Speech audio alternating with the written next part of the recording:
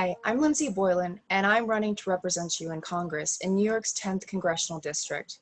I'm a Democrat, and I've spent my entire adult life in public service. I came to New York wanting to follow the footsteps of Jane Jacobs, beginning in urban planning, then managing public parks, including Bryant Park, then municipal finance, ultimately working for the state in economic development, ultimately as the Deputy Secretary for Economic Development, reporting to the governor. Basically, I was the jobs person for the entire state of New York.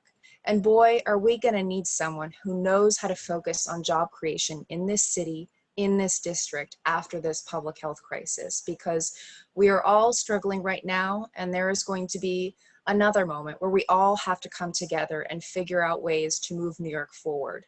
That's what I've done my whole career. And it's really especially important in this district, which happens to be the most unequal district in the country. That means we have a lot of people doing very well, and we have a lot of people struggling. About 15% of our people before this public health crisis were on SNAP benefits. A good third of our people before this crisis in this district were severely rent burdened, which means if they had one bad month, they could be kicked out of their apartment. Think about how many bad months we've had in this recent public health crisis and how many people are really struggling, in many cases, silently. We need a leader who understands this, shows up consistently, and throughout our community, listens and fights on behalf of all our people. And we have to turn the tide on extreme inequality. It's one of two great challenges of our generation. The second great challenge is climate change.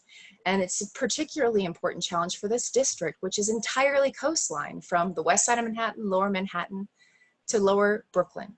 We need a leader who has spent a career, as I have, thinking through challenges and how to respond to climate change. I led the state's recovery work in Puerto Rico after Hurricane Maria.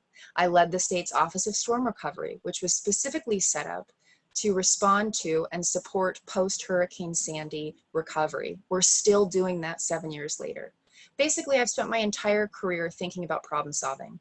And it's because I came from a family who had a lot of challenges. I come from 3 generations of women who've lost custody of their kids because of mental illness and addiction.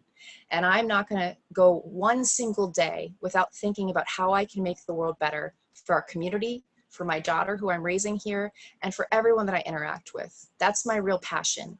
Now, I respect Congressman Nadler. He's served his district, he's served his community well. But in this moment in time, this extraordinary moment where we need real fighters, we need someone who can do more than pass 4 pieces of legislation in 3 decades. 4 pieces of his own legislation has been passed into law in 3 decades. One of those is naming a building after the guy who passed away in office so he could get the seat. He takes hundreds of thousands of dollars in corporate PAC money every year. How can you say that you're working for the people when you take money directly from corporations? We need to make a once-in-a-lifetime change in this moment. New York needs all of us, and I'm ready to fight. I'm already listening and talking to people in our community every day, and it would be the honor of my life to serve you. Thank you so very much, and I hope you'll consider voting for me on June 23rd or via absentee ballot before then.